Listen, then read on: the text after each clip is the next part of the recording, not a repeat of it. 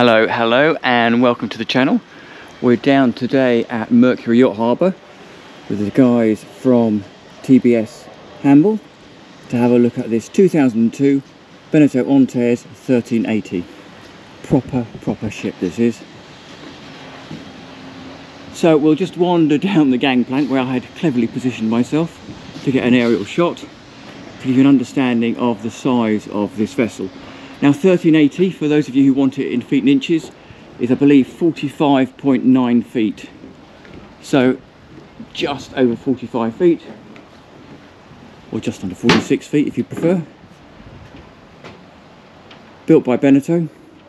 As you can tell, there's quite a beam on this beast, which does give you really good side deck access and still give you pretty impressive interior volume. Flybridge. And obviously you can see up top there, got a radar tower with searchlights, GPS, navigation, bits and pieces, VHF aerial. So we'll start on the bathing platform, which you can see is a pretty decent bathing platform. There is access to the swim ladder, so you can throw that over the side to get in and out of the water. And there's storage in the other locker there. This whole area and all of the foredeck is later teak. It's a proper little boat, this one, because it's designed to go to sea. They're really good sea boats as well. The other thing which is quite nice, as you can see here, is there's a little sea door, or sea gate, whatever you want to call it. So that swings around when you're at sea, closes off there, like that. And again, following on, look at the mooring line, or the cleat, the size of these cleats, massive. There is storage under all of these lockers. So I'll lift up this one as an do this one as an example. This is effectively one big storage area. So there's that locker there. If I lift up this one here as well, give you a bit of an idea. So there you go, that is just half of that lazarette. Pretty decent, and there's another two lockers of exactly the same form on the other side. Close that down, drop this one down as well.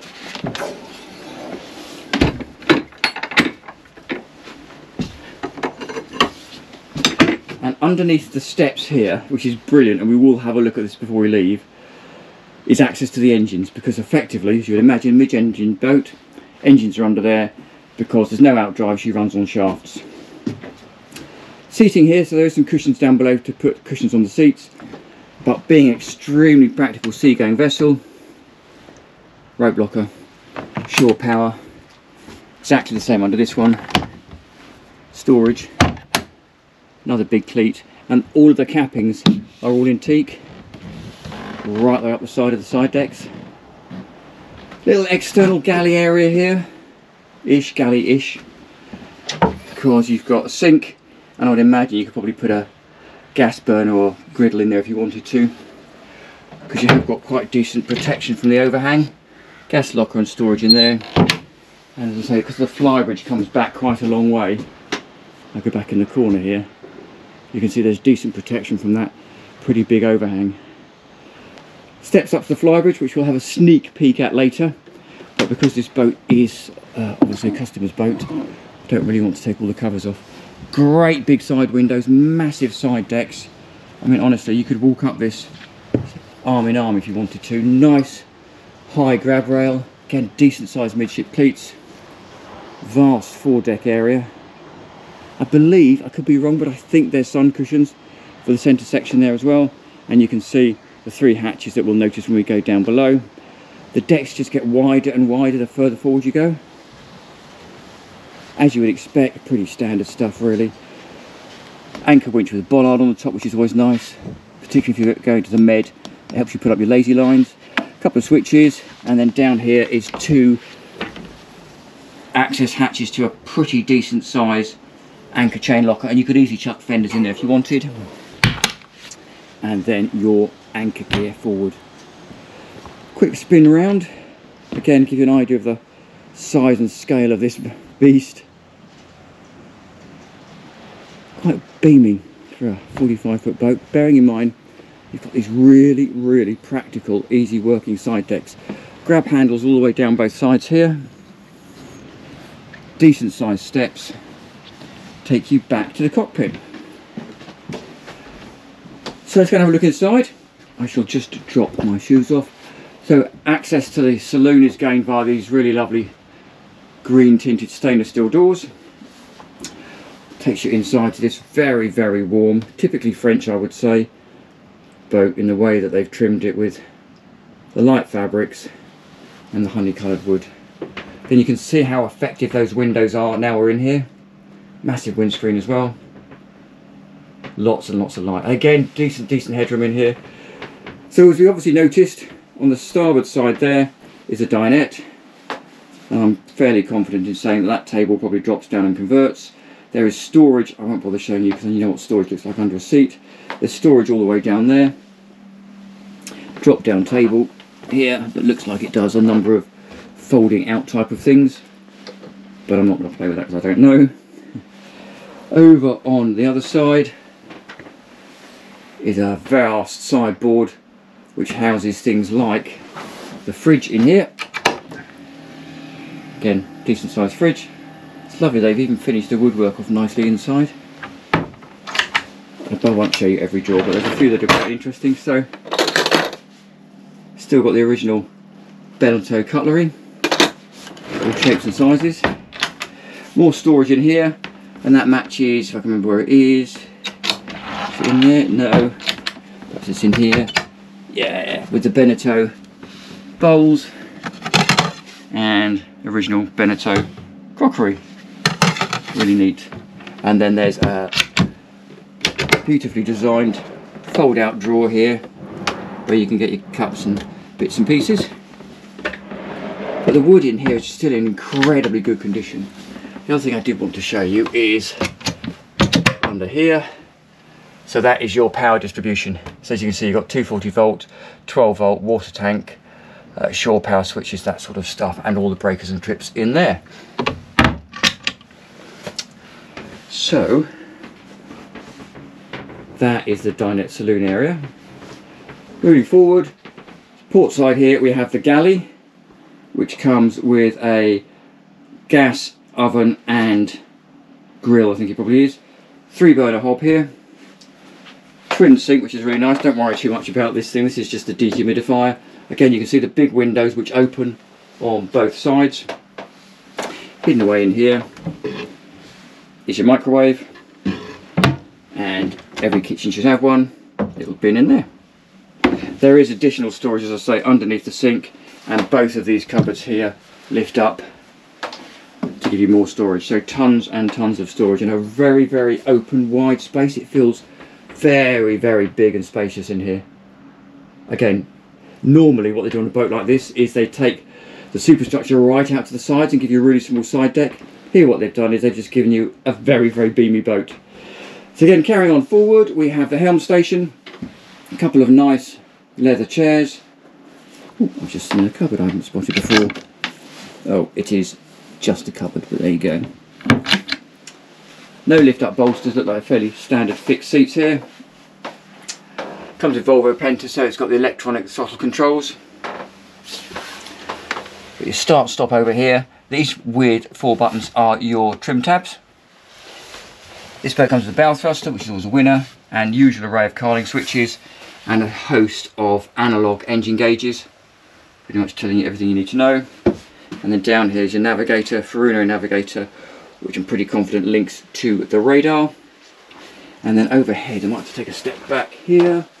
Overhead we have VHF radio, speakers, spotlight controller up here, Garmin GPS there, and then very oddly on this side we then have a second VHF radio, more speakers, and this I love. This is to give you an idea of the age of this boat. This is a nav text weather system, so it texts you the weather a bit like it does on your phone, all the weather as it comes in, whereas these days we all just look at it on an app on our phone. So that's the helm station. Again, fantastic visibility forward. You can see from the helm right the way over the foredeck, and again, if you're coming in astern with the gate open, you've got really good visibility of the pontoon. So let's go and have a look at the accommodation. few steps down takes you into the antechamber or the lobby. We'll go forward first, I think. Takes you into this fore cabin. Oh, here you go. Look, so here's some of the infill cushions for the actually probably the foredeck cushions, I think, actually. So very, very decent height, quite raised centre berth with big storage cupboards underneath. There's the access hatch that we looked at from outside, and you can see there's lights at the front there. There's additional storage over the side. There's little vanity drawers in there. Opening port lights on both sides, which is really nice. Decent sized locker there. Looks like there's a bracket up here for TV if you want to add one in here. Another vanity unit that side, another cupboard that side, and jack and jill access to the single heads. Decent sized mirror on the back of the door, and one of those revolving round perspex shower doors that they do actually work really. We've had one on our room, it really does work very well. Lovely to see ventilation hatch above the shower, which is really neat. And then if you want to, you can fold the loo out of the way. If you want to use a loo, obviously you don't. Then there's a nice Korean worktop, mirror, sink, and again another opening port light, which is really neat. And the whole thing is lined in GRP, so very, very easy to keep clean.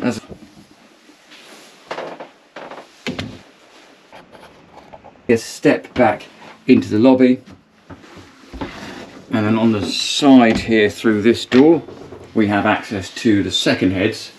Doesn't have the sort of full size shower that the other one had. It's obviously got the same pump action loo, storage over there, Korean worktops, mirrors. This shower head, for the sake of it, does pull out, so you can shower using that, and it drains, but there's just no snazzy sliding door. Again, another side hull port light and a deck hatch as well to let the moisture out, which is really nice. So if I take a step back into here, you'll notice either side of the steps we have two doors, and they both make up really nice cabins. So step in here, you've got double berth, big wardrobe in here, decent sized hanging wardrobe in there, massive headroom as you come into the cabin, so lots and lots of headroom up there. Even one step down here, there's still pretty decent headroom, and obviously that drops down below here to give you access to both the berths. And you can see there's cupboards and storage underneath there. There's cupboards over there, heating vent, window, and what looks to be, I would imagine, under here. If I can get it open. Oh, I'm not going to actually, but oh, I don't know actually. Let's have a quick peek. I'll get these hatches down. One. This will be really neat access to the underside of the dashboard. There you go. Look at that. So there's the back of the dashboard, so you've got access to all of your switches and wiring, which is really, really neat. Some boats it's so hard to get access to the back of the dash, whereas this one, once you jiggle them around a bit, 3 pop-out switches and you're done. So that is cabin number 2 effectively, and that's going to share, that heads across the lobby. A couple of steps across takes you to effectively a mirrored cabin on the other side, but without quite so much headroom because it's not under the berth. So effectively all of that space you get under here is because of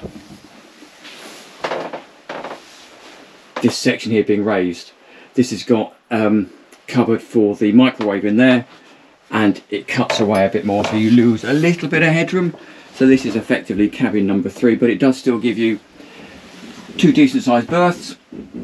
And again, these are the more foredeck cushions. They might be actually flybridge cushions, having said that, but you can see there's still decent size twin double berths, lockers at the back, illumination, a couple of port lights, one there, one above the wardrobe. Yeah, nice, very neat.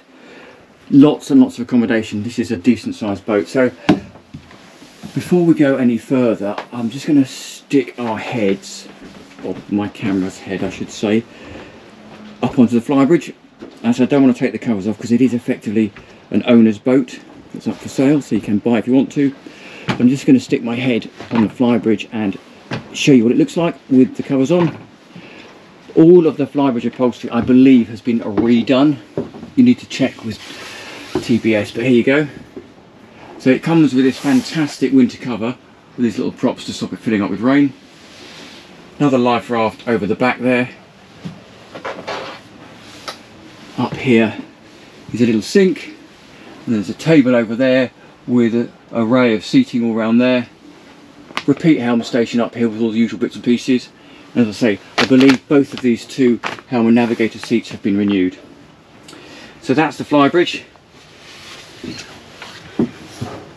A couple of steps back down, but the nice thing about the flybridge is those proper inset stairs with grab rails on both sides. Another bit that really excited me when I arrived on board is access to the engine bay. Now normally, because this is a mid-engine boat, you'd need to roll the carpet back, so you'd effectively have to take floor panels out of there to get to the engine bay. Here what you do is you lift up the steps and you take a couple of steps in. Now I'm just going to drop myself down as I fumble in here. And there you go, that is the engine bay. So these are a couple of TAMD 7s, I believe. I think they're 480 horsepower each. I don't know why they're white. Volvo engines are normally green, but some of them seem to be white, so if anybody knows why or how that becomes, let me know. Plenty of storage down here, and you can see these are on conventional shafts, so that goes straight out the back to a pretty decent sized prop. Forward here you've got the water fuel separators. This is a turbo exhaust pipe that comes on the back of the engine, but just lots and lots of space, lots of room.